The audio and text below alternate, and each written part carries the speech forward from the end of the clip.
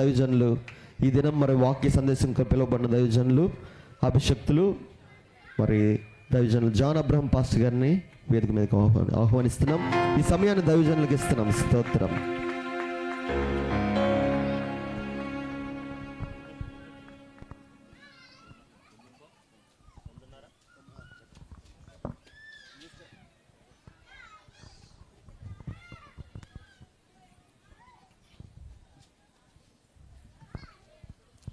బిగ్గరగా ఒక క్రిస్మస్ హల్లెలూయా చెప్దామా? హల్లెలూయా. దైవ జనాంగమైనటువంటి మీ అందరికీ మన ప్రభువును రక్షకుడైనటువంటి యేసుక్రీస్తుల వారి శ్రేష్టమైన నామంలో నిండు శుభాభివందనాలు, క్రిస్మస్ శుభాకాంక్షలు తెలియజేసుకుంటూ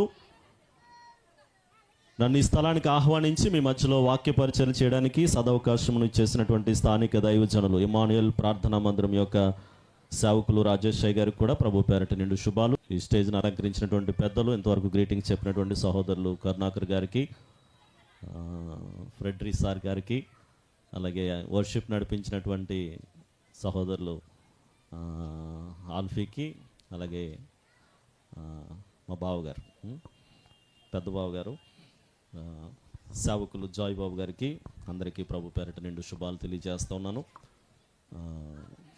మేమందరం ఇక్కడ ఉన్నప్పటికీ మీరు లేకపోతే ఈ కార్యక్రమం విజయవంతం అవ్వదు కనుక ఈ కార్యక్రమాన్ని జయప్రదం చేయడానికి విచ్చేసినటువంటి భక్త సమాజమైనటువంటి మీ అందరికీ కూడా ప్రభు పేరట నిండు శుభాలు. లాస్ట్ బట్ నాట్ లీస్ట్, మనందరము ఈ స్థలమందు సమకూర్చబడ్డానికి మూల పురుషుడైనటువంటి శ్రీ ప్రభు అయిన యేసుక్రీస్తుల వారికి కూడా నా నిండు హృదయపూర్వక ధన్యవాదాలు తెలియజేసుకుంటా ఉన్నాను. ఇక్కడ యేసు రక్తంలో కడగబడినటువంటి బిడ్డలు ఉన్నారు, కడగబడబోయేటువంటి బిడ్డలు కూడా ఉన్నారు. ఇక్కడ చాలామంది ఇక్కడ ఏదో శబ్దం వస్తూ ఉంది, ఏదో అలవాటు చేస్తున్నారు. కార్యక్రమం అంతా అయిపోయిన తర్వాత చిన్న కేక్ మొక్కోటి పాడేస్తారు కదా, సరదాగా తిందామని చెప్పి కేక్ కోసం వచ్చిన వాళ్ళు కూడా ఉంటారు. అలాగే అన్నానని నిజంగా కేక్ కోసం వచ్చిన వాళ్ళు బాధపడి వెళ్ళిపోకండి. కేక్ ఉంది కదా అక్క, ఓకే. కేక్ కంటే శ్రేష్టమైన భోజనాలు ఉన్నాయి. మనందరము మీ పాస్టర్ గారు అయితే నాకు 9:30 వరకు టైం ఇచ్చారు. ఇలా చాలామంది చలితో ఇబ్బంది పడుతున్నారు కాబట్టి నేను కమిట్మెంట్గా 9:15 కల్లా ముగించాలని అనుకుంటున్నాను. ఓకేనా? ముగించకపోతే మీకు తెలుసు కదా, మీరు రెడ్ లైట్లు వెలిగిస్తే నేను కొంచెం కంట్రోల్ అవుతాను, స్పీడ్ బ్రేకర్ వేస్తే ముందుకు వెళ్ళిపోవడానికి ప్రయత్నం చేద్దాం. ఇంతగా మిమ్మల్ని అందరినీ సమకూర్చడానికి, చక్కని పిఏ సిస్టానికి, లైటింగ్కి, టెంట్స్కి అన్నిటికీ కూడా చాలా వ్యయాన్ని వెచ్చించారు, వాళ్ళ సమయాన్ని, ధనాన్ని వెచ్చించారు. కాబట్టి శ్రేష్టమైనటువంటి దేవుడు మాటల దగ్గరికి వచ్చేసరికి మనం కాంప్రమైజ్ అవ్వకూడదు. పాటల్లో కాంప్రమైజ్ అవ్వలేదు, వర్షిప్లో కాంప్రమైజ్ అవ్వలేదు, ఎక్కడా కాంప్రమైజ్ అవ్వలేదు. అట్లీస్ట్ మనం బట్టలు కట్టుకునే విషయంలో కూడా ఎక్కడ తగ్గలేదు మనం. హల్లెలూయా. తలస్నానం చేయకుండా ఎవరైనా వచ్చారండి ఇక్కడికి? అమ్మో, క్రిస్మస్ పండుగకి తలస్నానం చేయకుండా వస్తే పెద్ద అపచారం కదా. కాబట్టి మనం ఎక్కడా తగ్గలేదు, కాబట్టి వాక్యం దగ్గర కూడా తగ్గద్దు. ఆమేన్. తగ్గద్దు అన్న వాళ్ళందరూ స్తోత్రం చెప్పండి. మంచోళ్ళు ఉంటారు, తగ్గిపోండి అన్న వాళ్ళు కూడా స్తోత్రం చెప్పండి. మీ ఇద్దరికి ఎలక్షన్స్ పెడతాను, సో తగ్గిపోండి అంటే తగ్గిపోదాం. హల్లెలూయా, హల్లెలూయా. ప్రియదైసనంగా మనందరికీ తెలిసినటువంటి గొప్ప సమాచారం, క్రిస్మస్ అనేటువంటిది ఇది కేవలం క్రైస్తవులకి సంబంధించినటువంటి సెలబ్రేషన్ అయితే కాదు. ఒకవేళ ఇది క్రైస్తవుల సెలబ్రేషన్ అనుకుంటే మనోళ్ళు అంటూ ఉంటారు కదా, పప్పులో కాలేసినట్టే. పప్పులో కాలేయటువంటి తప్పులో కాలేసారని అర్థం కదండి. ఎందుకంటే వాక్యం చాలా తేట తెల్లముగా తెలియజేస్తూ ఉంది. ఇక్కడ వినిపిస్తున్నటువంటి శుభ సమాచారం, శుభవర్తమానం, సువార్త ఏదైతే ఉందో అది కొందరికి మాత్రమే కాదు, ఒక ప్రాంతానికి చెందింది మాత్రమే కాదు, ఒక దేశానికి చెందినటువంటిది మాత్రమే కాదు, ఒక కులానికి చెందింది కాదు, ఒక తెగకు చెందింది కాదు. ఇది సమస్త మానవాళికి, సర్వలోకమునకు సంబంధించినటువంటి శుభవర్తమానం అని వాక్యం సెలవిస్తూ ఉంది. హిందీలో క్రిస్మస్ని బడాదేశ్ అంటారటండి. బడాదేశ్ అంటే పెద్ద పండుగ. ఇది ఎంత పెద్ద పండుగ అంటే ఏమండి, మన ఆంధ్ర రాష్ట్రంలో పెద్ద పండుగ అంటే సంక్రాంతి. కేరళ రాష్ట్రం వెళ్తే ఓణం వాళ్ళకి పెద్ద పండుగ. కొన్ని ప్రాంతాల్లో కొన్ని పండుగలు వారం రోజులు జరుగుతూ ఉంటాయి. కానీ ఇది అత్యంత పెద్ద పండుగని ఎలా చెప్తున్నారు పాస్టర్ గారు అంటే, ఇది ఇంచుమించుగా నవంబర్ 15వ తారీఖును ప్రారంభించి ఏమండి జనవరి 15వ తారీఖు వరకు, ఎందుకంటే డైట్స్ సరిపోక కొన్ని సంఘాలు, మనకైతే మా అయితే ఈడ్చి కొడితే 15 కుటుంబాలు ఉన్నాయి. కొన్ని కుటుంబాల్లో 100 మంది విశ్వాసులు ఉంటారు. ఉదయం మధ్యాహ్నం రాత్రి పెడితే అట్లీస్ట్ 60 days చేస్తే తప్ప ప్రతి ఒక్కరూ కృతజ్ఞతా క్రిస్మస్ ఏర్పాటు చేసుకుంటారు. కాబట్టి కుదరక నవంబర్ 15 నుంచి ప్రారంభించి ఇంచుమించుగా జనవరి 15 అంటే ఇంచుమించుగా దగ్గరగా 50 నుంచి 60 దినాల పాటు ఎక్కడ చూసినా వినిపించేటువంటి ఒక భయంకరమైనటువంటి శబ్దం ఏంటంటే హ్యాపీ క్రిస్మస్ అనేటువంటి శబ్దం. సో దీన్ని బట్టి చాలా ఖచ్చితంగా మనకు అర్థమవుతుంది, it's a big celebration. It's not at all a celebration of Christians. ప్రియదర్శనంగా ఇది కేవలం క్రైస్తవుల యొక్క పండుగ మాత్రమే కాదు, ఒక దేశానికి చెందింది కాదు, యావత్ ప్రపంచంలో ఉన్నటువంటి 270 దేశాలు, ఇంచుమించు మా అయితే 3 దేశాలు దీన్ని తృణీకరించినాయి. అది వాళ్ళ దురదృష్టం, వారి కర్మ, దాన్ని ఎవరు కాదనలేరు. కానీ ప్రపంచవ్యాప్తంగా జరుగుతున్నటువంటిది మీరు కొన్ని స్టాటిస్టిక్స్ చూసినట్లయితే ఈ డిసెంబర్ మాసంలోనే, ఈ క్రిస్మస్ నెలలోనే ఎక్కువ షాపింగ్ మాల్ జరుగుతుందండి. కొన్ని కోట్లలో బిజినెస్ జరుగుతూ ఉంది. సో బిజినెస్ పరంగా చూసినా, బైబిల్ పరంగా చూసినా, ఏ రకంగా చూసినా సరే ఇది చిన్న సెలబ్రేషన్ అయితే కాదు, ఎందుకంటే ఇది చాలా పెద్ద సెలబ్రేషన్గా కనిపిస్తూ ఉంది. అయితే ఈరోజు క్రిస్మస్ను గురించినటువంటి కొంత సమాచారం మీకు ఇవ్వడానికి ప్రయత్నం చేసినట్లయితే, చాలా సందర్భాల్లో క్రిస్మస్ అంటే క్రిస్మస్ అంటూ ఉంటారు. దీన్ని క్రిస్మస్ అంటే క్రీస్తును మిస్ చేసేటువంటి క్రిస్మస్ అనమాట, అంటే క్రీస్తు లేనటువంటి క్రిస్మస్. చాలా సందర్భాల్లో నేను మాట్లాడుతూ వచ్చాను. కొంతమంది చాలా పెద్ద సభలు ఏర్పాటు చేసిన తర్వాత వెళ్ళిపోయేటప్పుడు చాలామంది ఏం మాట్లాడుకుంటూ ఉంటారంటే, మేము ఒక పెద్ద మీటింగ్కి వెళ్ళామండి, క్రిస్మస్ మీటింగ్కి, అక్కడ చాలా పెద్ద క్రిస్మస్ ట్రీ పెట్టారు, అబ్బా వాట్ ఏ వండర్ఫుల్, అలాంటి క్రిస్మస్ ట్రీని ఇంకెప్పుడు కూడా నేను ఎక్కడా చూడలేదు అని చెప్పి క్రిస్మస్ ట్రీని మహిమపరుస్తూ ఏమండి ఆ క్రిస్మస్ ట్రీని ఆరాధించి వెళ్ళిపోయినటువంటి ప్రజలు లేకపోలేదు. ప్రియదర్శనంగా అక్కడ ఎవరు మహిమపరచబడలేదు, క్రీస్తు మహిమపరచబడలేదు, క్రీస్తును మిస్ అయ్యారు. వాళ్ళు దేన్ని ఫోకస్ చేశారంటే క్రిస్మస్ ట్రీని ఫోకస్ చేశారు. కొన్ని సంఘాల్లో మనం చూస్తూ ఉంటాం, చాలా పెద్ద నక్షత్రాలను వాళ్ళు పెడతా ఉంటారు, పెద్ద స్టార్స్ పెడతా ఉంటారు. కొంతమంది వాదోపవాదాలుగా ఏమండి పోటీతత్వంతో మా సంఘానికి సంబంధించినటువంటిదే పెద్ద స్టార్ ఉండాలని చెప్పి స్టార్కి ప్రాధాన్యత ఇచ్చేటువంటి వాళ్ళు ఉన్నారు. ఏమండి కొంతమంది మీటింగ్స్కి వెళ్ళిన తర్వాత పలానా సంఘానికి వెళ్ళామండి, పలానా క్రిస్మస్కి వెళ్ళాం, ఆ క్రిస్మస్లో చాలా పెద్ద స్టార్ పెట్టారని చెప్పి ఆ స్టార్ను చూసి ఆశ్చర్యభరితులైపోయి స్టార్ గురించి మాట్లాడుకుంటూ వెళ్ళేటువంటి వారు ఉంటారు. కొన్ని సందర్భాల్లో పెద్ద కేక్ కట్ చేశారని చెప్పి కేక్ కోసం మాట్లాడుకునేటువంటి వాళ్ళు ఉంటారు. ఇలా మనం మాట్లాడుకుంటూ వెళ్ళిపోతే ఒక్కొక్క దానికి ఒక లైటింగ్కి లేకపోతే ఒక్కొక్క దానికి ప్రాధాన్యత ఇస్తూ క్రీస్తును మిస్ చేసినటువంటి క్రిస్మస్ పండుగలు చాలా జరుగుతున్నాయి. కానీ నా ప్రదేశంగా మతాన్ని స్థాపించడానికి వచ్చినటువంటి వాడు కాదు. ఆయన వాక్యం సెలవిస్తూ ఉంది. ఆయన అన్నాడు, నేను ఒక మతాన్ని స్థాపించడానికి వచ్చినటువంటి వ్యక్తిని చెప్పలేదు, కానీ నేనే మార్గము, నేనే సత్యము, నేనే జీవము అనేటువంటి మాటను యేసు ప్రభులు వారు వ్యక్తపరిచినట్లుగా మనం చూస్తూ ఉన్నాం. కాబట్టి నేనే మార్గము అనేటువంటి దాని గురించి మనం మాట్లాడుకున్నట్లయితే ప్రదర్శనంగా నన్ను ఎలా చెప్పనివ్వండి, ఇది ఒక క్రైస్తవుల సెలబ్రేషన్ కాదు అని మీరు ఎలా చెప్తున్నారు పాస్టర్ గారు అంటే, ఇది ఒక మతము ఖచ్చితంగా కాదు. కొంతమంది ఈ మధ్యలో మన మీద బాగా విరుచుకుపడుతున్నారు, మత మార్పులు భయంకరమైనటువంటి మత మార్పుడు చేస్తున్నారు అని చెప్తున్నారు. ఇది మత మార్పిడి అయితే ఖచ్చితంగా కాదు. ఎవరిని మతాన్ని మారమని బలవంతం చేయలేం. ఇది కేవలం మన అభిమతమును మార్చుకోవటం మాత్రమే. మన పాత మార్గాన్ని మార్చుకొని ఒక నూతనమైనటువంటి మార్గంలోనికి వచ్చేటువంటి ఒక శ్రేష్టమైనటువంటి మార్గముగా ఇది కనిపిస్తూ ఉంది. కాబట్టి నన్ను వినండి నా ప్రియ దైవజనాంగమా, ఇది మత మార్పిడి కాదు, కేవలము మన యొక్క అభిమతాన్ని మార్చుకునేటువంటిదై ఉంది. శ్రద్ధగా వినడానికి మనం ప్రయత్నం చేసినట్లయితే ఈ క్రైస్తవ ప్రపంచం ఏం బోధిస్తూ ఉంది, క్రిస్మస్లో ఏం చెప్పబడుతుందంటే, మనల్ని పాపముల నుండి విడుదల చేసేటువంటి గొప్ప రక్షకుడు మన కొరకు వచ్చాడు. కాబట్టి క్రిస్మస్లో ఏముంది, క్రిస్మస్లో క్రీస్తు మిస్ అవ్వకూడదు. కొన్ని క్రిస్మస్లు ఎలా ఉంటాయంటే క్రిస్మస్ లాగా ఉంటాయటండి. క్రిస్మస్ అంటే వచ్చామా, బాగా తిన్నామా, కడుపు నిండా వెళ్ళిపోయామా అన్నట్టుగా ఉంటుంది. కాబట్టి క్రిస్మస్ అలాగని లోకంలో మనం చూస్తున్నటువంటి సినిమాల్లో చెప్పబడుతున్నటువంటి ప్రేమ గురించి కాదు. ప్రేమ అనేటువంటి మాట గురించి సింపుల్గా మనం చెప్పాలంటే, love always likes to give. ప్రేమ ఎప్పుడు కూడా ఇవ్వడానికి ఇష్టపడుతూ ఉంటుంది. క్రిస్మస్ ప్రేమ సెలబ్రేషన్ ఇది ఎందుకు అయిందంటే, భూలోకంలో నశించిపోతున్నటువంటి మానవులని పరలోకంలో ఉన్నటువంటి దేవుడు ప్రేమించాడటండి. అందుకనే బైబిల్ మొత్తానికి మూలవచనమైనటువంటి వాక్యం ఎలా సెలవిస్తూ ఉంటుంది ఏమంటే, దేవుడు లోకమును ఎంతో ప్రేమించను. నా చిన్నతనంలో ఆ పిల్లల వయసులో ఉన్నప్పుడు వాక్యం వినేటప్పుడు పెద్ద పాస్టర్ గారులు పెద్ద మీసాలు గడ్డలు వేసుకొని పెద్ద పొట్టేసుకొని వాళ్ళు వచ్చి దేవుడు లోకమును ఎంతో ప్రేమించను అనేవారు. అప్పుడు నాకు తెలియని వయసులో నేను ఏమనుకున్నామంటే, దేవుడు లోకమును ఎంతో ప్రేమించనంటే ఆయన దీర్ఘం తీసినంత ఏమో అనుకునేవాడిని. హల్లెలూయా. అంటే ఎంతో ప్రేమించినటువంటి మాటను మనం ఎలా వ్యక్తపరుస్తాం, దాన్ని చెప్పనివ్వండి నా ప్రదేశంగా. ఈ క్రిస్మస్లో ఉండేటువంటి రెండవ భాగం ఏంటంటే త్యాగము. ప్రేమ ఎప్పుడు కూడా త్యాగం చేయడానికి ఇష్టపడుతూ ఉంటుంది. త్యాగం గురించి ఒకే ఒక మాట చెప్పి నేను ముందుకెళ్ళడానికి ప్రయత్నం చేస్తూ ఉంటాను. చూడండి, మీలో చాలామంది దానము అనే మాట విని ఉంటారు. దానం విన్నారండి?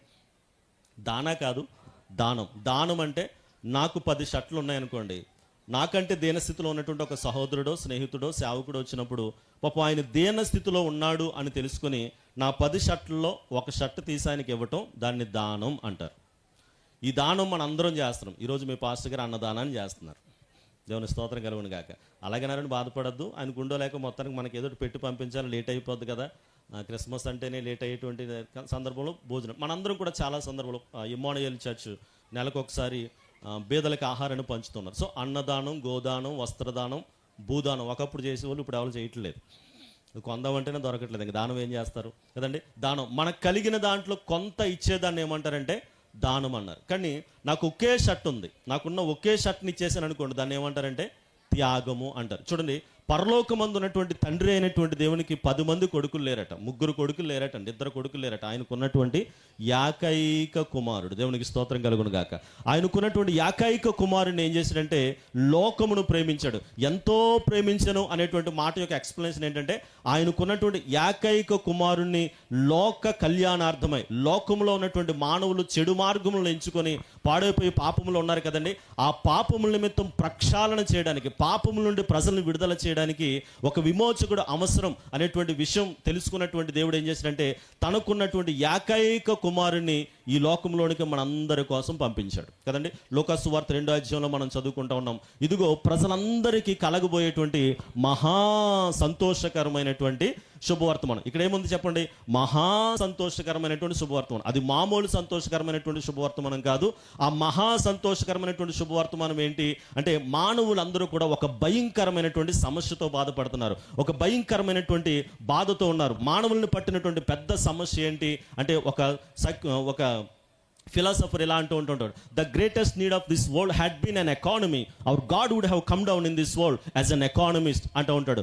లోకమునకున్నటువంటి గొప్ప అవసరత ఒకవేళ ధనమే అయితే దేవుడు ఈ లోకంలోనికి తన కుమారుణ్ణి ధనవంతుడిగా పంపించేవాడు. ఆ ధనవంతుడిగా వచ్చినటువంటి దేవుడు ఎవరికి కావలసినటువంటి ధనాన్ని వాళ్ళకి పనిచేసి వెళ్ళిపోయాడు. But the greatest need of this world is not economy. అంటే లోకమునకున్నటువంటి పెద్ద సమస్య అది ధనము కాదు. బహుశా ఇప్పుడు మన భారతదేశానికి ధనం పెద్ద సమస్యగా ఉంది, మన రాష్ట్రానికి ధనం పెద్ద సమస్యగా ఉంది. కానీ ప్రపంచవ్యాప్తంగా చూస్తే there are many rich countries. కాబట్టి ధనం మాత్రమే పెద్ద సమస్య కాదు, ధనమునకు మించినటువంటి మరొక సమస్య ఉంది. అని అంటాడు, if the greatest need of this world had been an philosophy, our God would have come down in this world as an philosopher అంటూ ఉంటాడు. లోకమునకున్నటువంటి గొప్ప అవసరత, గొప్ప ప్రాధాన్యత వేదాంతం అయితే దేవుడి లోకంలోనికి చక్కగా కాసే బట్టలు వేసుకున్నటువంటి తన కుమారుని పంపించేవాడు. వచ్చి అందరికీ కూడా నీతి బోధలు చేసి వేదాంతాన్ని బోధించి వెళ్ళిపోయాడు. But this is not the main matter of this world. అంటే the greatest need of this world had been an entertainment, our God would have come down in this world as an entertainer అంటూ ఉంటాడు. లోకమునకున్నటువంటి గొప్ప అవసరత ఇంతవరకు సహోదరులు చెప్పారు. ఒకవేళ వినోదం అయితే దేవుడి లోకంలోనికి చార్లెస్ ఛాంపియన్ లాగో, మెగాస్టార్ చిరంజీవి లాగో, మనందరం ఇష్టపడేటువంటి మహేష్ బాబు గారి లాగా వచ్చి 4 స్టెప్లు వేసి అందరినీ సంతోషపరిచేసి ఏమంటే ఆయన వెళ్ళిపోయేవాడు. లోకానుకున్నటువంటి గొప్ప అవసరత వినోదము కాదు, లోకానుకున్నటువంటి గొప్ప అవసరత ధనము కాదు, లోకమునకున్నటువంటి గొప్ప అవసరత వేదాంతం కాదు. But the greatest need of this world is a salvation from this sin. The greatest need of this human being, ఇప్పుడు మానవులకు ఉన్నటువంటి గొప్ప అవసరత, గొప్ప నీడ్ ఏంటంటే పాపముల నుండి విడుదల. హల్లెలూయా. మీరు అనొచ్చు, పాస్టర్ గారు క్రిస్మస్ అని మేము వస్తే, కేకులని మేము వస్తే, భోజనాన్ని మేము వస్తే, లైటింగ్స్ అని మేము వస్తే మీరేమో పాపం అని పట్టి పీడేస్తున్నారు ఏంటండి, నిజంగా మీ క్రైస్తవులే పాపులు, మేము ఎవరం పాపులం కాదు అని మీరు అనుకోవచ్చు. అసలు పాపానికి నిర్వచనం ఏంటి అంటే నన్ను చెప్పనివ్వండి, మీకు అర్థమయ్యే భాషలో. మీరు ఒక మంచి పని చేయాలనుకుంటున్నారు కానీ చేయలేకపోతున్నారు, ఒక చెడ్డ పని చేయకుండా ఉందామనుకుంటున్నారు కానీ చేసేస్తున్నారు. చెయ్యాలనుకున్న పని, మంచి పని చేయలేకపోతున్నారు, చేయకూడదు అనుకున్నటువంటి పని చేస్తున్నారు. మన క్రైస్తవ సమాజం కూడా ప్రతిరోజు రోజుకి ఒక 4 గంటలు బైబిల్ చదవాలి, లేకపోతే ఒక 4 అధ్యాయాలైనా బైబిల్ చదవాలనుకుంటున్నారు. అది మంచిదే కదా?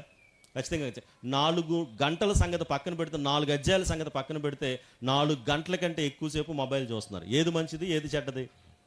మంచిదైన బైబిల్ మనం చదవలేకపోతున్నాం, చూడకూడనటువంటి దృశ్యాలు మనం చూస్తాం. ఏదైతే చెయ్యాలని కోరుకుంటున్నామో అది చేయలేకపోతున్నాం మంచిగా, ఏది చెడ్డది చేయకూడదు అనుకుంటున్నామో అది మనం చేయగలుగుతున్నాం. సో మనలో మనకి తెలియకుండానే ఎవరున్నారంటే ఒక నేచర్, ఒక తత్వం ఉంది. దాన్ని ఏమన్నారంటే పాపపు తత్వం అన్నారు. ఆ పాపము నుండి విడుదల చేయడానికి ఎవరు కావాలంటే, చూడండి, మన హైందవ సాంప్రదాయాన్ని మనం వెంబడించినా, లేకపోతే ఏ సాంప్రదాయాన్ని మనం చూసినప్పటికీ కూడా అందరికీ ఉన్నటువంటి పెద్ద సమస్య పాపము, పాపము, పాపము. మనందరం కూడా బాగా నమ్ముతూ ఉన్నాం, దేర్ ఆర్ 3 వరల్డ్స్, 3 లోకాలు ఉన్నాయటండి. వీటిని ముల్లోకాలు అంటారు. ఏంటి ఆ 3 లోకాలు అంటే మనందరికీ తెలిసినటువంటి ఒక లోకం లోకం భూలోకం, మనందరం ఇక్కడ ఉన్నాం. ప్రియదర్శనంగా మనం ఈ లోకంలోనికి రాకముందు 9 నెలల పాటు తల్లి గర్భంలో ఉన్నాం. ఆ తల్లి గర్భంలో తల్లి పేగుతో అంటుకట్టబడినటువంటి మనము తల్లి ఏమంటే చక్కనైనటువంటి పుల్లని ఆహారాన్ని తింటుంటే ఆ పుల్లని ఆహారాన్ని మనం స్వీకరించి, ఆ స్వీట్ని మనం స్వీకరించి, అబ్బా ఎంత బాగుందో ఈ ప్రపంచం అని చెప్పి మనం ఆనందించామంటండి. మనకు అజ్ఞాన దశలో ఉంటూ కదండి. మనం అదే ప్రపంచం అనుకున్నాం, అదే లోకం అనుకున్నాం. ఏమంటే చాలా చక్కగా నీటిలో తేలి ఆడుతూ ఉన్నాం, మనకు కావాల్సిన అన్ని టైంకి వస్తూ ఉన్నాయి, చక్కగా పెరుగుతున్నాం, ఏదో ఒక శబ్దాలు వినబడుతున్నాయి. అప్పుడప్పుడు తల్లిని మనం తన్నేం లోపల కదండి. మొత్తానికి 9 నెలల తర్వాత సమయం సంపూర్ణమైనప్పుడు, పరిపక్వత అయినప్పుడు లోకంలో నుంచి ఒక్కసారి మనం బయటపడ్డాం. అంటే బయటపడిన వెంటనే భయంకరమైనటువంటి వేడిని మనం అనుభవిస్తూ ఉన్నాం. ఆ వేడిని అనుభవించినప్పుడు మనం ఏం చేసామంటే క్యారమని ఆడటం ప్రారంభించాం. ఎందుకు ఏడుస్తుంది బేబీ అంటే ఇంతకుముందు ఒక ప్రపంచంలో ఉంది, ఆ కంఫర్ట్ జోన్లో ఉంది. ఆ కంఫర్ట్ జోన్ నుంచి ఇప్పుడు వేరే ప్రపంచంలోనికి వెంటర్ అయింది. అప్పుడు ఆ బేబీకి అర్థమైంది, నేను ఎంతవరకు ఉన్నటువంటి లోకము కంటే మరొక లోకము ఖచ్చితంగా ఉంది అనేటువంటిది. నన్ను వినండి నా ప్రియదర్శనంగా, చాలా మంది వేదాంతాన్ని మాట్లాడేటప్పుడు, పాపము గురించి మాట్లాడేటప్పుడు, పరలోకము గురించి మాట్లాడేటప్పుడు, ముక్తి గురించి మాట్లాడేటప్పుడు, మోక్షము గురించి మాట్లాడేటప్పుడు చాలా అవలేలుగా, చాలా సింపుల్గా చెప్పేటువంటి మాట ఏంటంటే, ఈ ప్రాణం పోయిన తర్వాత అసలు నరకం ఉందో స్వర్గం ఉందో ఎవడు చూడొచ్చాడండి, అంత మాయ, అంత మాయ, అంత గాలిలో కలిసిపోతుంది ఈ ప్రాణం అంటూ ఉంటారు. నిజంగా నన్ను చెప్పనివ్వండి, మనం చనిపోయిన తర్వాత మన ప్రాణం గాలిలోనే కలిసిపోతుంది, మనలో ఆత్మ లేదు అనేటువంటిది నిజమైతే, మీరు చనిపోయినటువంటి మనిషికి ఫ్లెక్సీ పెట్టి అసురునివ్వాలి, ఏమండి ఈ ఆత్మకి శాంతి చేకూర్చబడాలి అని ఎందుకు అంటున్నారు అంటే, చనిపోయినటువంటి మనిషి యొక్క డెడ్ బాడీ ఇక్కడ ఉంటుండే కానీ కూడా ఆయన చనిపోయాడు అని అంటున్నాడు. ఇప్పుడు నా ప్రశ్న ఏంటంటే, ఆయన ఎక్కడికి పోయాడు అనేటువంటిది ప్రశ్న. కాబట్టి ఒకటి, ఈ లోకాన్ని విడిచిపెట్టిన తర్వాత మీరు అనుకుంటున్నట్లుగా ఒకవేళ ఈ ప్రాణం గాలిలోనే కలిసిపోతే, చాలా మంది ప్యాచీలు వేసేటువంటి వాళ్ళు ఉన్నారు, వాళ్ళ దగ్గరికి తీసుకుని వెళ్తే వాళ్ళు మళ్ళీ ప్యాచ్ చేసి గాలి కొడితే ఆ ప్రాణం తిరిగి వచ్చేస్తుంది. కానీ అది అలా జరిగేటువంటి పని కాదు. ఇది ప్రాణము గాల్లో కలిసిపోవటం ఎంతవరకు నిజమో నాకు తెలియదు, కానీ మనలో ఉన్నటువంటి ఆత్మ గురించి మాత్రం లేఖనం చాలా స్పష్టంగా చెప్తుంది. మన్ను తిరిగి మన్ను అయిపోతుంది. ఈ మన్నులో నివసించినటువంటి ఏదైతే పేరు జాన్ అబ్రహాం గారు వచ్చి వాక్యం చెప్తారు అన్నారు కదండి, ఆ జాన్ అబ్రహాం అనేటువంటి పేరు ఈ శరీరానిదా లేకపోతే ఈ శరీరంలో ఉన్నటువంటి ఆత్మదా అంటే ఖచ్చితంగా ఈ శరీరంలో ఆత్మ ఉంది. ఆ ఆత్మ ఈ యాత్రను ముగించుకున్న తర్వాత మరలా ఎక్కడికి వెళ్తుందంటే ఆ ముక్తి మార్గానికి వెళ్తుంది. ఒకవేళ నిజంగా ఒక మంచి ఫిలాసఫర్ ఎలాగన్నాడు, తప్పు చేయని వారు భూలోకంలో లేరు, వాటిని ఒప్పుకున్నటువంటి వారు నరకంలో లేరు, వాటిని కప్పుకున్నటువంటి వారు పరలోకంలో లేరు అంటాడు. మీకు అర్థమైంది నేను అనుకుంటున్నాను. ఇది ₹1,00,00,000 మాట, మీరు నోట్ చేసుకోండి. ఇందులోనే నెంబర్ 1 సువార్త ఉంది. ఏమండి, తప్పు చెయ్యని వారు ఎవ్వరు కూడా భూలోకంలో మీరు పాస్టర్ గారు మీరు కూడా తప్పు చేశారంటే పాపుల్లో ప్రథముడునని అపోస్తులుడైన పౌలే ఒప్పుకున్నాడు. నేను కూడా ఒప్పుకోవడానికి సిద్ధపడుతున్నాను. మరి ఎందుకు అలా చలమని అవుతున్నారు? నా పాపములను దేవుడు క్షమించాడు అనేటువంటి గొప్ప నిశ్చయత నేను కలుగున్నాను. ఆ నిశ్చయతలోనికి మీరు కూడా రావాలి అని చెప్పి నేను విశ్వసిస్తా ఉన్నాను, నేను నమ్ముతా ఉన్నాను, ప్రకటిస్తా ఉన్నాను. నేను ప్రకటిస్తున్నటువంటి దేవుడు జీవము కలిగినటువంటి వాడు. ఆయన ఒక మంచి మార్గాన్ని ఇచ్చేటువంటి దేవుడు, ఏమంటే మంచి విధానంలో నడిపించగలిగినటువంటి దేవుడు.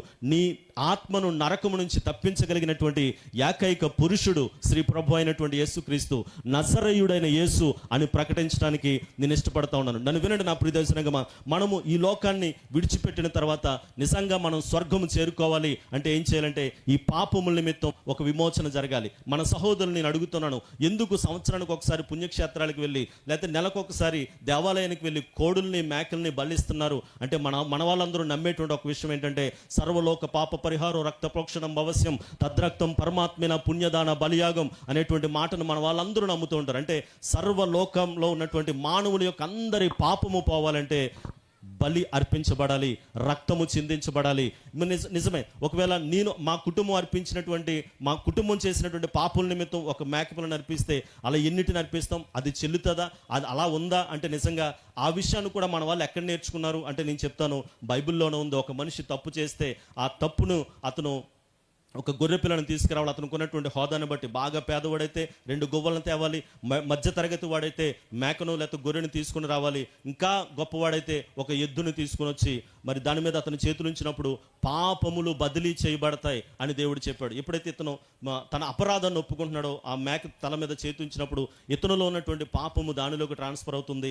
ఇతనికి బదులుగా అది అర్పించబడుతుంది, తినకు బదులుగా అది అర్పించబడుతుంది. అయితే అది కొన్ని దినాల వరకు దేవుడే దాన్ని అనుమతించాడు. కానీ తర్వాత కాలము సంపూర్ణమైనప్పుడు ఈ లోక కళ్యాణార్థం నిమిత్తం ఒక గొర్రె పిల్లవలే దేవుడు ఈ లోకానికి తన కుమారుని పంపించాడు. లూకా సువార్త 2వ అధ్యాయంలో వాక్యం సెలవిస్తూ ఉంది, మంద కాపరులు ఒక రాత్రి వేళ వారి పొలంలో ఉండి మందలను కాచుకొని ఉంటుండగా దేవుని దూత వారి వద్దకు వచ్చి చెప్తోంది, లోక పాపములు మోసుకొని పోయేటువంటి దేవుని గొర్రె పిల్ల జన్మించింది. ప్రియ దైవజనగమా, దేవుడు తన శుభవర్తమానాన్ని ముందుగా ఎవరికి చెప్పడానికి ఇష్టపడ్డాడు? లాయర్స్కి చెప్పాడా, డాక్టర్స్ చెప్పాడా, ఇంజనీర్స్కి చెప్పాడా, లేదంటే పైలట్స్కి చెప్పాడా, లేకపోతే బాగా ధనవంతులైనటువంటి వారికి చెప్పాడా, గనులకు చెప్పాడంటే కాదు. మొట్టమొదటిగా తన సమాచారాన్ని ఎవరికి ఇవ్వడానికి దేవుడు ఇష్టపడ్డాడంటే గొర్రెల కాపురులకు అనుగ్రహించాడు. ఎందుకంటే గొర్రెల కాపురులకే తెలుసు పుట్టినటువంటి గొర్రె పిల్ల లోపము కలిగిందా లోపము లేనిదా వాళ్ళు గుర్తించగలిగారు. వారే మొట్టమొదటిగా ప్రకటించారు. ఆ శిశువు గురించి వాళ్ళు విన్నటువంటి వాటన్నిటిని వాళ్ళు ప్రకటించారు అని చెప్పి వాక్యం సెలవిస్తుంది. కాబట్టి ఈరోజు మేము ప్రకటిస్తున్నటువంటి క్రిస్మస్కి కేంద్రంగా పిలువబడుతున్నటువంటి యేసుక్రీస్తు ప్రభువు వారు ఈ లోకంలోనికి ఎందుకు వచ్చాడు అంటే, తండ్రి లోకమును ప్రేమించి తనకున్నటువంటి ఏకైక కుమారుణ్ణి త్యాగముగా ఇచ్చాడు. మరి ఆ కుమారుడు మనల్ని ప్రేమించి తనకున్నటువంటి పరిశుద్ధమైనటువంటి జీవితాన్ని, లేకపోతే తనకున్నటువంటి రక్తం మొత్తాన్ని కలువరి శిలువలో చిందించాడు. ఎవరైతే నా పాపముల నిమిత్తమే యేసుక్రీస్తు కలువరి శిలువలో మరణించాడు అని నమ్ముతారో, ఆయన చేసింది పుణ్యకార్యం అని నమ్ముతారో, నమ్మినటువంటి వాళ్ళందరికీ కూడా మోక్షాన్ని ఇవ్వడానికి, ముక్తినివ్వడానికి యేసుక్రీస్తు ప్రభుల వారు సిద్ధంగా ఉన్నారు. నన్ను చెప్పనివ్వండి, ఇది మత మార్పుడా? కానే కాదు. ఇది మతమునకు మించింది. క్రైస్తవ్యం అనేటువంటిది మతము ఖచ్చితంగా కాదు. దురదృష్టవశాత్తు మన పుస్తకాల్లో మీరు క్రైస్తవుల, హిందువుల, ముస్లింల, జైనుల అంటే మేము క్రైస్తవులు అని అక్కడ చెప్పవలసి వస్తుంది. కానీ Christianity is not at a religion. నన్ను చెప్పనివ్వండి ప్రియ దర్శనంగా, మతాలన్నింటికి కూడా ఇవ్వబడినటువంటి పేరేంటంటే, హిందూ మతాన్ని హిందూయిజం అంటారు, జైన మతాన్ని జైనిజం అంటారు, అలాగే ముస్లిం మతాన్ని ముస్లిమిజం అంటారు. మీరు ఎప్పుడైనా సరే క్రిస్టియనిజం అనేటువంటి మాట విన్నారా? ఎక్కడా లేదు. క్రిస్టియనిజం అనేటువంటి మాట లేదు. క్రిస్టియానిటీ అనేటువంటి మాట మాత్రమే ఉంది. ఏంటి క్రిస్టియానిటీకి అన్నిటికీ ఇజానికి ఉన్నటువంటి వ్యత్యాసం ఏంటంటే, మీరు ఆక్స్ఫోర్డ్ డిక్షనరీ తిరిగేస్తారో, లిఫ్కో డిక్షనరీ తిరిగేస్తారో, విక్టరీ డిక్షనరీ తిరిగేస్తారో, మీరు చూడండి, ఇజం అనేటువంటిది మానవుని యొక్క తలంపుల్లో నుంచి పుట్టింది. ఇంకా చెప్పాలంటే సాక్షాత్తు దేవుణ్ణి చేరుకోవడానికి మానవుడు వేసుకున్నటువంటి మార్గమే ఇజం. కానీ నన్ను గమనించండి ప్రియ దర్శనంగా, నిటి అనేటువంటి దానికి అర్థం ఏంటంటే, మానవుణ్ణి చేరుకోవడానికి, మానవుడు దేవుణ్ణి చేరుకోవడానికి దేవుడే మానవుడు కొరకు వేసినటువంటి మార్గము. ఇప్పుడు చెప్పండి, క్రిస్టియానిటీ మార్గమా మతమా అంటే, Christianity is not at a religion, it's a where to where. దేనికి మార్గము అంటే, ప్రభు అన్నాడు, నేనే మార్గం, నేనే సత్యం, నేనే జీవం, నా ద్వారా తప్ప ఎవ్వరు తండ్రి యొద్దకి, ఎవ్వరు మోక్షానికి చేరుకోలేరు అనేటువంటి మాటను యేసుక్రీస్తు ప్రభువు వారు చాలా తేటతెల్లముగా తెలియజేశారు. కాబట్టి ఈరోజు మేము మతాన్ని ప్రకటించట్లేదు, మార్గాన్ని ప్రకటిస్తున్నాం. ఏంటి ఆ మార్గం అంటే, ప్రియ దర్శనంగా, ఈ మార్గాన్ని వ్యతిరేకించేటువంటి వాళ్ళు విపరీతముగా పుట్టుకొచ్చారు ఈ దినాల్లో. ఇలాగే ఒక వాక్యాన్ని ప్రకటిస్తున్నటువంటి దైవజనుని ఒక ఆయన తలా తోక లేకుండా వచ్చానడట. మీరు యేసు ప్రభు పుట్టాడు, వచ్చాడు, చనిపోయాడు, తిరిగి లేచాడని చెప్తున్నారు కదా, అసలు మీరు బైబిల్ ఓపెన్ చేయకుండా యేసు ప్రభు పుట్టాడు అనడానికి ఒక్క రుజువిస్తారా అంటే, ఆ పాస్టర్ గారు ఒక చిన్న ప్రార్థన చేసుకున్నాడట, సహోదరుడా నువ్వు చాలా వండర్ఫుల్ క్వశ్చన్ అడిగావు, అయితే నువ్వు ఒక్క రుజువు అడుగుతున్నావు కదా, నేను అసలు బైబిలే ఓపెన్ చేయకుండా యేసు ప్రభు పుట్టాడు అనడానికి 3 రుజువులు నీకు ఇస్తానని చెప్పాడటండి. ఏమండి ఏంటి ఆ రుజువులు అంటే, ఆయన అన్నాడట, నువ్వు చదువుకున్నావా అని అడిగాడట. ఇక్కడ 7వ తరగతి చదువుకున్నటువంటి పిల్లలు ఉంటే, ఆ 7వ తరగతిలో వాళ్ళకి చాలా సబ్జెక్ట్స్ ఉంటాయి కదండి. ఆ సబ్జెక్ట్స్లో ఒక సబ్జెక్ట్ పేరు ఏంటంటే హిస్టరీ, చరిత్ర అంటారు. హిస్టరీ అనేటువంటి మాటను మనం విభాగించడానికి ప్రయత్నం చేసినట్లయితే హిస్ ప్లస్ స్టోరీ అన్నారు. అతని యొక్క కథ, అతని యొక్క జీవనశైలి. ఎవరు అతను అంటే క్రీస్తు. ఎందుకు అంటున్నారు అతను అని చెప్పంటే, చూడండి, చరిత్రలో ముఖ్యమైనటువంటి ఘట్టం ఏదన్నా ఉందంటే, చరిత్ర చదివేటువంటి వాళ్ళందరికీ అతి కష్టమైనటువంటి విషయం, నేను కూడా చదివాను కాబట్టి నేను చెప్పగలను, బాబరు వచ్చాడు అనేటువంటిది నిజమే, ఎప్పుడు వచ్చాడు అనేది డేట్తో పాటు చెప్పాలి. ఆ డేట్ రాస్తేనే క్వశ్చన్స్కి మార్కులు పడుతూ ఉంటాయి. కాబట్టి హిస్టరీలో ప్రాముఖ్యమైనది డేటు.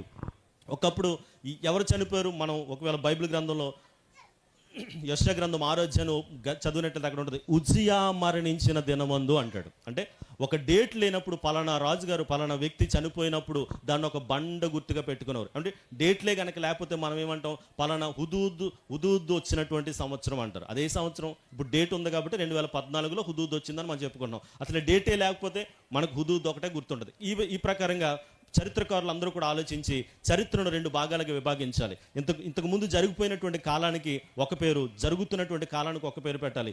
దేన్ని పెడితే బాగుంటుంది, ఎవరిని కేంద్రంగా తీసుకుంటే బాగుంటుంది అని చెప్పి వాళ్ళు టాలీ చేయడం ప్రారంభించారు. అలాగా 100 మంది లిస్ట్ అవుట్ చేస్తే ఆ 100 మందిలో అత్యధికమైనటువంటి ఎక్కువ అభిమానులను సంపాదించుకున్నటువంటి వ్యక్తి ఎవరు కనిపించారంటే శ్రీ ప్రభు అయినటువంటి యేసుక్రీస్తు వారు కనిపించారు. మహాత్మా గాంధీ గారు 52వ స్థానంలో ఉన్నారు. ఏమండి, మదర్ తెరీసా 14వ స్థానం ఉంది, నెపోలియన్ 7వ స్థానంలో ఉన్నాడు. ఇలాగ చరిత్రలో గొప్ప గొప్ప పేరు సంపాదించినటువంటి వాళ్ళు. హిట్లర్కి మరి 9వ స్థానమో ఏ స్థానమో దక్కింది. కానీ వీళ్ళందరూ అభిమానులను సంపాదించుకున్నారు, వీళ్ళు ఫేమస్ అయ్యారు. కానీ ఎలాగయ్యారు అంటే వాళ్ళు కత్తులు పట్టుకుని ప్రజలను భయపెట్టి చంపి వాళ్ళు ఫేమస్ అయ్యారు. కానీ యేసుక్రీస్తు ప్రభువుల వారు పట్టుకున్న ఆయుధము పేరు ప్రేమ. యేసు ప్రభువుల వారు పట్టుకున్నటువంటి ఆయుధము పేరు త్యాగము. యేసు ప్రభువుల వారు పట్టుకున్నటువంటి ఆయుధము పేరు క్షమాపణ. ఆయన ప్రేమించాడు, ఆయన త్యాగం చేశాడు, ఆయన క్షమించాడు. ఏమండి, క్షమించినటువంటి వారిని ఇష్టపడలేనటువంటి వాళ్ళు ఎవరన్నా ఉంటారా? త్యాగం చేసేటువంటి వారిని ఇష్టపడినటువంటి వాళ్ళు ఎవరైనా ఉంటారా? ప్రేమించేటువంటి వ్యక్తిని ఇష్టపడలేనటువంటి వారు ఎవరైనా ఉంటారా? అంటే ఎవరు ఉండరు. కాబట్టి ఆయన చనిపోయి అనేక మంది హృదయాలను గెలుచుకున్నాడు. ఆయనకు అనేక మంది అభిమానులు ఉన్నారు. కాబట్టి క్రీస్తుని కేంద్రంగా తీసుకుందాం. కాబట్టి క్రీస్తుకు ముందున్నటువంటి జీవితానికి క్రీస్తు పూర్వం అని పెడదాం, క్రీస్తుకు తర్వాత ఉన్నటువంటి జీవితాన్ని క్రీస్తు శకము అని పెడదాం అని చెప్పి బీసీ ఏడీలుగా డివైడ్ చేశారు. బీసీ అంటే బిఫోర్ క్రైస్ట్, ఏడి అంటే అన్నా డోమినో, ప్రభు సంవత్సరము, ప్రభు పుట్టిన తర్వాత కలిగినటువంటి దినాలు. కాబట్టి చరిత్రలో మనం బీసీ ఏడీలు మనం తీయగలిగినట్లయితే చరిత్రలో యేసు పుట్టలేదు అనేటువంటిది కూడా మనం తీసేయచ్చు. చరిత్ర చెప్తుంది, బైబిల్ కాదు. యేసు అనేటువంటి ఒక మహానుభావుడి లోకంలో ఉద్భవించాడు, అనేక మంది కోసం త్యాగపూరితమైనటువంటి జీవితాన్ని జీవించాడు, ఆయన మరణించాడు, మరలా తిరిగి లేచాడు. ఇది సత్యము, ఇది చరిత్ర. ఏమంటే చరిత్ర ఎవ్వరూ మార్చలేరు. చరిత్ర పట్ల కాస్త అవగాహన ఉన్నటువంటి వాళ్ళకి అర్థమవుతుంది, క్రీస్తు అనేటువంటి ఒక వ్యక్తి పుట్టాడు. బైబిల్ ఒక బూటకం కాదు, ఇది కథ కాదు. ప్రియదర్శనంగా ఇది చరిత్ర. బైబిల్ చదవటం మీరు ప్రారంభించినట్లయితే ఏ దేశాల గురించి చెప్పబడుతుందో ఆ దేశాలు ఇప్పటికీ చరిత్రలో ఉన్నాయి. ఏ నాగరికత గురించి అయితే చెప్పబడుతుందో ఆ నాగరికత ఇప్పటికీ చరిత్రలో మనకు కనిపిస్తుంది. చరిత్ర కలిగినటువంటి గ్రంథము, జీవ గ్రంథము మేము ప్రకటిస్తున్నటువంటి బైబిల్ గ్రంథం. కాబట్టి బైబిల్లో ఉన్నటువంటి దేవుడు యేసుక్రీస్తు అనేటువంటి యేసుక్రీస్తు అనేటువంటి ఆయన ఒక మహానుభావుడిగా ఈ లోకంలోనికి ఉద్భవించాడు. 2వ రుజువు నీకు ఇస్తాను అన్నాడు. పాస్టర్ గారు, ఏంటి ఆ 2వ రుజువు అంటే, మీ దగ్గర ఎవరికన్నా బాగా ఎక్కువ డబ్బులు ఉంటే ఇజ్రాయెల్ ట్రిప్ వెళ్తే, ఇజ్రాయెల్ దేశం వెళ్ళినప్పుడు అక్కడ అందరూ కూడా చూసి వచ్చేది ఏంటో చెప్పమంటారా? యేసుక్రీస్తు ప్రభుల వారి యొక్క ఖాళీ సమాధి. మన సమాజంలో పేరెన్నిక కలిగినటువంటి వారు ఎంతోమంది ఉన్నారు. మహాత్మా గాంధీ గారు, ఏమండి, అంబేద్కర్ గారు, ఇంకా రాజీవ్ గాంధీ గారు, చాలామంది చరిత్రకారులు గొప్ప పేరెన్నిక కలిగినటువంటి వారు. వారి సమాధుల దగ్గరికి వెళ్తే సమాధులు మూయబడ్డాయి. ఒకవేళ పర్మిషన్ తీసుకుని వాటిని ఓపెన్ చేస్తే వాళ్ళ ఎముకలు ఇప్పటికీ అక్కడే ఉన్నాయి. ఆ ఎముకలను మీరు ల్యాబ్లో పెడితే ఇది పలానా వ్యక్తిది అని చెప్పే DNA టెస్ట్ చెప్తా ఉంది. ప్రియదర్శనంగా అన్ని సమాధులు క్లోజ్ అయి ఉన్నాయి, అన్ని సమాధుల్లోనూ అందరూ ఉన్నారు. కానీ ఒకే ఒక సమాధి ఓపెన్గా ఉంది, అది చరిత్ర చెప్తా ఉంది. ఇప్పటికీ మీరు ఇజ్రాయెల్ దేశం వెళ్తే యేసు అనేటువంటి ఒక వ్యక్తిని మా ప్రభుత్వం వాళ్ళు, రోమా ప్రభుత్వం వాళ్ళు చంపేశారు, కానీ ఆయన 3వ దినాన్ని తిరిగి లేచాడు. దిస్ ఈస్ ద ఏమండి టెస్టిమనీ ఆఫ్ ఎంప్టీ టోమ్ అని చెప్పి యేసు ప్రభుల వారి యొక్క ఏమండి ఖాళీ సమాధి సాక్ష్యం ఇస్తూ ఉంది, యేసు అనేటువంటి ఒక వ్యక్తి ఈ లోకంలో జన్మించాడని. మరి 3వది ఏంటి అంటే, ప్రియదర్శనంగా ఈ లోకంలో చాలామంది సాక్ష్యాలు చెప్తూ ఉన్నారు. అదేంటో చెప్పమంటారా? ఒక కోపిష్టి, భయంకరమైనటువంటి కోపిష్టి, తన కోపం వచ్చి 50 మందిని చంపేసినటువంటి వాడు దీర్ఘశాంతము కలిగిన వాడుగా మారిపోతున్నాడు. అది అనేక మందిని ఆశ్చర్యపరుస్తూ ఉంది. వాడిని అడిగితే చెప్తున్నాడు, నేను ఎలా మారిపోవడానికి కారణం యేసు అనే వ్యక్తి నా జీవితంలో ప్రవేశించాడు. ఒక భయంకరమైనటువంటి త్రాగుబోతు, తాగేసి డ్రైనేజీకి డ్రింక్కి తేడా తెలియకుండా డ్రైనేజీలో నీరు తాగేసేటువంటి వ్యక్తి, ఏమండి, ఆ త్రాగుడును అసహించుకొని, ఏంటయ్యా నీలో ఇంత మార్పు కారణం అంటే, యేసు అనే వ్యక్తి నాలో ప్రవేశించాడు. ఆయన ప్రవేశించినప్పటి నుంచి దీని మీద నేను జయాన్ని ప్రకటించగలిగాను అని సాక్ష్యం చెప్తున్నటువంటి ప్రజలు ఉన్నారు. డ్రగ్స్కి అడిక్ట్ అయిపోయినటువంటి వారు, 13 సంవత్సరాలకి వ్యభిచారం అనేటువంటి భయంకరమైనటువంటి పాపానికి బానిసలైపోయినటువంటి ప్రజలు ఆ వ్యభిచారమైనటువంటి పాపాన్ని అసహించుకొని వ్యభిచారం అనే బంధకంలో ఉన్నటువంటి అనేక మందిని విడుదల చేస్తున్నారు. వాళ్ళ దగ్గర మైకు పెట్టి అడిగితే వాళ్ళు చెప్తున్నారు, నేను ఒకప్పుడు వ్యభిచారం అనేటువంటి పాపాన్ని పాయాసంలా స్వీకరించాను, చాలా ఆనందించేదాన్ని, ఇప్పుడు నేను దాన్ని అసహించుకుంటున్నాను. అలా అసహించుకోవడానికి గల కారణము యేసు అనేటువంటి ఒక పరిశుద్ధుడు నాలో ప్రవేశించాడు. ప్రియదర్శనంగా ఇలాంటివి కోట్ల కొలది సాక్ష్యాలు ఉన్నాయి.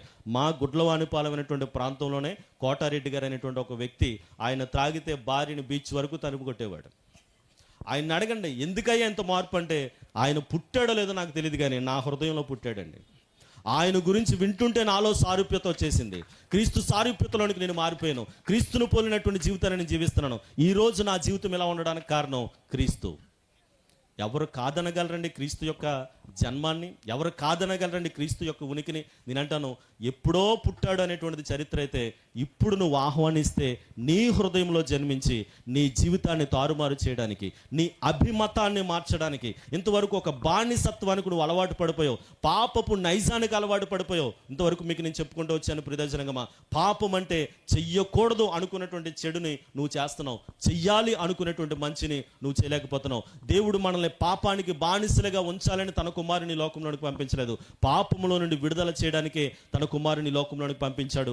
ఆయన వచ్చాడు, మన ఎంతవరకు చేసినటువంటి పాపముల నిమిత్తం మన కొరకు ఆల్రెడీ బలియాగాన్ని ఆయన అర్పించాడు. ఆ బలియాగమును అర్పించడం ద్వారా మనల్ని పునీతులుగా చేస్తున్నాడు, మనల్ని పుణ్యపురుషులుగా చేస్తున్నాడు. ఇంకా చెప్పాలంటే మనలో ఉన్నటువంటి పాపపు నైజము అనేటువంటి ముళ్ళును ఆయన విరుస్తున్నాడు. ఓ మరణమా నీ విజయం ఎక్కడ? ఓ మరణమా నీ బలం ఎక్కడ అని అపోస్తుడైనటువంటి పౌలు అడుగుతూ ఉంటాడు. నిజానికి ఆయన విరిచింది మరణపు ముళ్ళు మాత్రమే కాదండి, మరణమునకు ఉన్నటువంటి బలము పాపము, పాపమునకు ఉన్నటువంటి బలము ధర్మశాస్త్రము అంటాడు. ధర్మశాస్త్రము లేకపోతే పాపమే ఉండేది కాదు, పాపమే లేకపోతే మరణమే ఉండేది కాదు. 9 రెడ్ లైట్లా కంటిన్యూ అవుతా, నో ప్రాబ్లం. నాడి చెప్పండి, జనాల నాడి. ఇక్కడ నాడి బాగానే ఉంది, వెనకాల ఎలా ఉందో తెలియదు.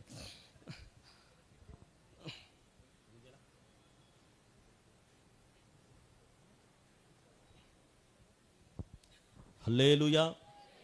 అగాపె బిడ్డలు మనసులో దేవుని స్తుతించండి. నేను అనుభవించాను ఇక్కడికి వచ్చేటప్పుడు. భయంకరమైన దుష్టాత్మల ప్రభావం ఈ స్థలం ముందు ఉంది.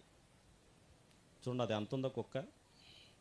అసలు నేను జంతువుల్లో ఏ జంతువుకి భయపడను, ముఖ్యంగా కుక్కకి అసలు భయపడను. అలాంటిది నన్ను ఎంత గొల్యాతంత ఎత్తున్నటువంటి నన్ను చిన్న కుక్క, ఇది నా అడ్డారా, నువ్వెవడరా ఇక్కడ రావడానికి? దేవుని యొక్క మహాకృప. ఆ టైంలో నా చేతిలో ఒక్క కర్ర లేదు, కానీ ప్రభులు వారిని ఎలా సిలివేశారో అలా సిలివేసేద్దుందని. హల్లెలూయా. నాకు అర్థమైంది, పోనీ నేను ఏమన్నా డ్రామా మనిషిలా కనబడుతున్నానా? పోనీ దానికి అలా కనబడ్డానేమో. ఆమేన్. ప్రియదర్శనంగమా, చాలా గలిబులు ఉంది, అయినప్పటికీ దేవుని కార్యం జరుగుతుంది. దేవుని యొక్క బలమైన ఆత్మ కూడా ఈ స్థలం మందు ఉంది. కాబట్టి ఆటంకం లేకుండా వితిన్ ఒక 5 to 10 minutes మీ పాస్టర్ గారు ఇచ్చిన టైము, నేను వాగ్దానం చేసిన టైం అయిపోయింది. ఒకవేళ రెడ్ లైట్ ఏమో అని నేను చూశాను. రెడ్ లైట్ కాదు, అది గ్రీన్ లైటే. హల్లెలూయా. గ్రీన్ లైటే కదా, రెడ్ లైటా? ఎందుకు మనకెందుకు ఆపేద్దాం, గ్రీన్ వేసి రక్తం. Hallelujah. What is the greatest need of this world? లోకానికి ఉన్నటువంటి గొప్ప అవసరత ఏంటండి? పాపముల నుండి విడుదల. అందుకనే నేడు దావీదు పట్టణమందు ధనవంతుడు పుట్టలేదు, దావీదు పట్టణమందు ఏమండి వేదాంతి పుట్టలేదు, దావీదు పట్టణమందు ఎంటర్టైనర్ కథానాయకుడు జన్మించలేదు, దావీదు పట్టణమందు రక్షకుడు పుట్టాడు. హల్లెలూయా, హల్లెలూయా. ప్రియదర్శనంగమా, ఒక బురదలో పడిపోయి కొట్టుమిట్టాడుతున్నటువంటి వ్యక్తికి అతను ఒకవేళ మాట్లాడడానికి అవకాశం ఉంటే ఆ మాట్లాడే మాట ఒకటే, help me, help me, help me, save me, save me, save me అంటాడు.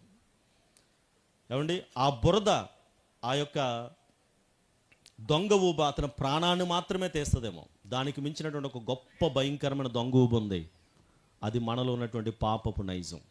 ఆ పాపపు నైజం యొక్క ముళ్ళును విరవగలిగిన వాడు మేము ప్రకటిస్తున్నటువంటి శ్రీ ప్రభు అయినటువంటి యేసుక్రీస్తు. మేము చెప్పేది ఒకటే, మీ పాపాల నుండి మీరు విడుదల పొందండి, మీ మతాలను మీరు మార్చుకోవద్దు.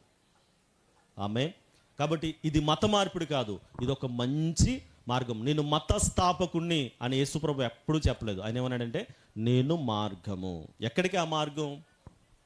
ముక్తికి మార్గం, మోక్షానికి మార్గం. నిజంగా నువ్వు మోక్షాన్ని వెతికే వ్యక్తివైతే, ఇంతవరకు దైవజనులు జాయ్ జేశ్వరుని గారు మాట్లాడుతూ వచ్చారు, ఎవరు అన్వేషణ చేస్తారు, ఎవరు వెతుకుతారు, ఎవరు పరిశీలన చేస్తారు? జ్ఞానవంతులు మాత్రమే. అది లేనటువంటి వారు తిన్నామా, పడుకున్నామా, ఎప్పటికప్పుడు పోతాం కదా, పోతామంతే. ఏమండి, ప్రశ్న ఏంటంటే, ఈ పోవటముతోనే జీవితం ముగిసిపోతే అసలు గొడవే లేదు, ఈ తతంగం అంతా వేస్ట్. దగ్గరగా పాస్టర్ గారు చెప్పారు ఈరోజు మీటింగ్ ఒక 60 లేచిందండి అని. ఆమెన్. ఎందుకు ఈ బాధ? ఏమండి, ఆయనకి సరదా ఏంటి, మాకు సరదా ఏంటి? మాకు పనులు లేవా? మాకు భార్య బిడ్డలు లేరా?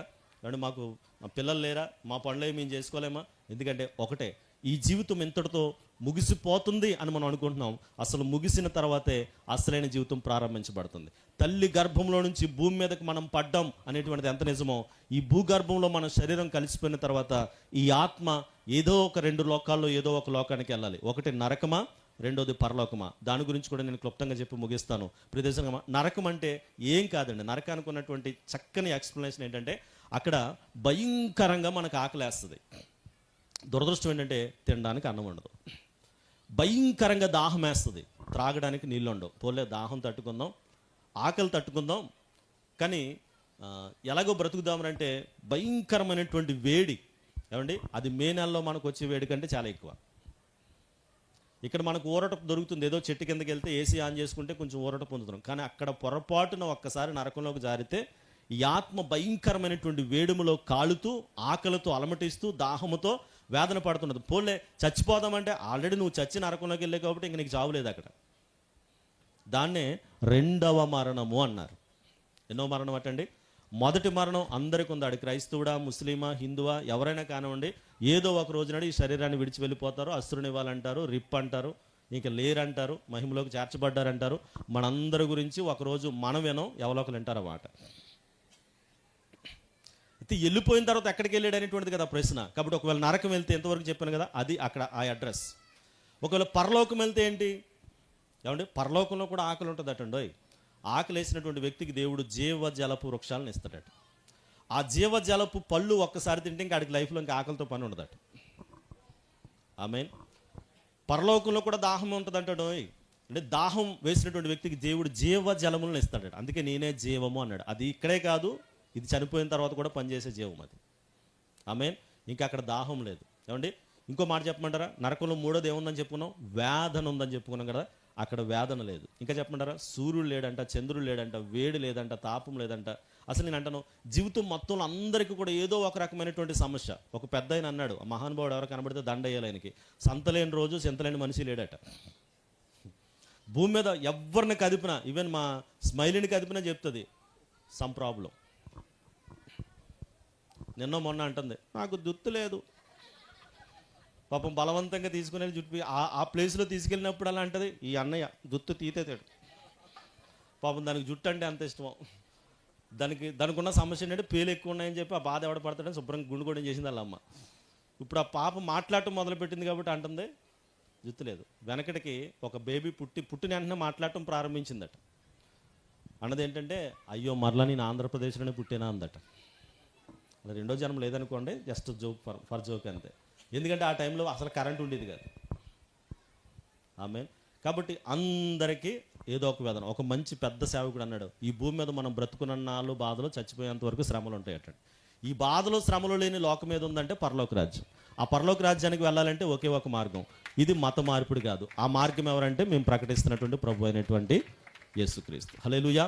ఇప్పుడు చెప్పండి, క్రిస్మస్లో ఏముంది? ప్రేమ ఉంది. క్రిస్మస్లో ఏముంది? మీకు తెలుసో తెలియక ఎంతవరకు నేను ప్రకటించాను, రక్షణ ఉందంట. క్రిస్మస్లో ఏముంది? త్యాగం ఉంది. క్రిస్మస్లో కృప ఉంది. మరియమ్మతో దేవదూత వచ్చి అంటది, మరియా నువ్వు కృప పొందుకున్నావు అంటది.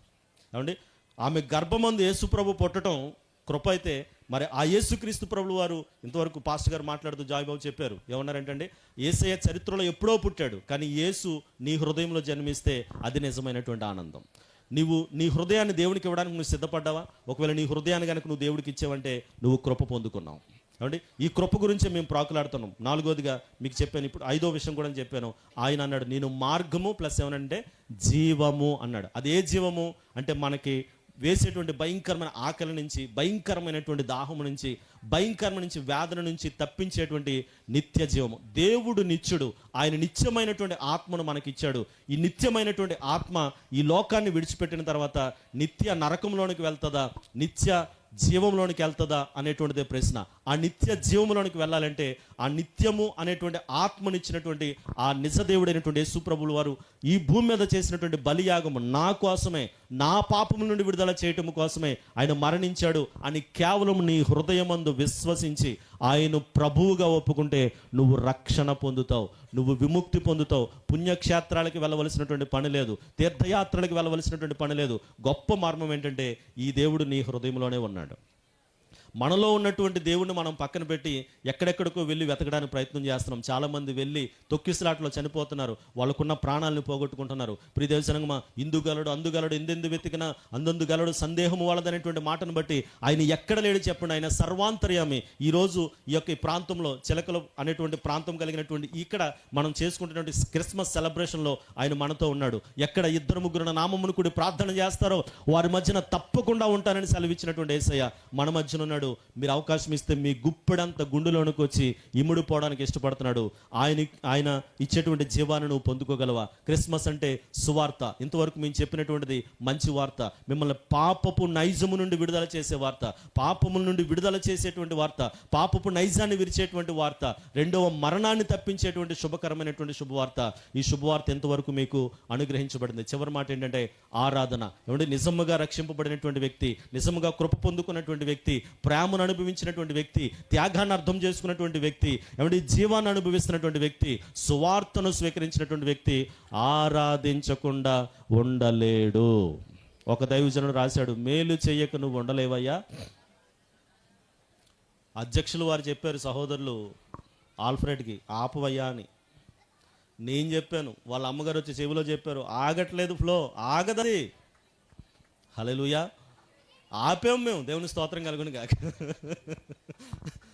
ఏమండి, ఆరాధన బిడ్డలో పాడరా, మైకుంటని పాడతారా? స్తుతించుట మానను ఆరాధనాపను, స్తుతించుట మానను ఆరాధనాపను, స్తుతించుట మానను, స్తుతించుట మానను. అంతా నా మేలుకే ఆరాధన యేసుకే, అంతా నా మంచికే, తన చిత్తమునకు తల వంచితే, తన చిత్తమునకు తల వంచితే. క్షమించండి, ఆపును అంటే ఆపేస్తున్నందుకు. ఆమేన్. ఈ ఫ్లో కూడా ఆగదండి, కొన్ని రెడ్ లైట్లు ఆపుతున్నాయి. తర్వాత నాకు పెద్ద క్లాస్ వస్తుంది. 9:30 అన్నాను, 9:26 అయింది. దేవుడు మిమ్మల్ని దీవించును గాక.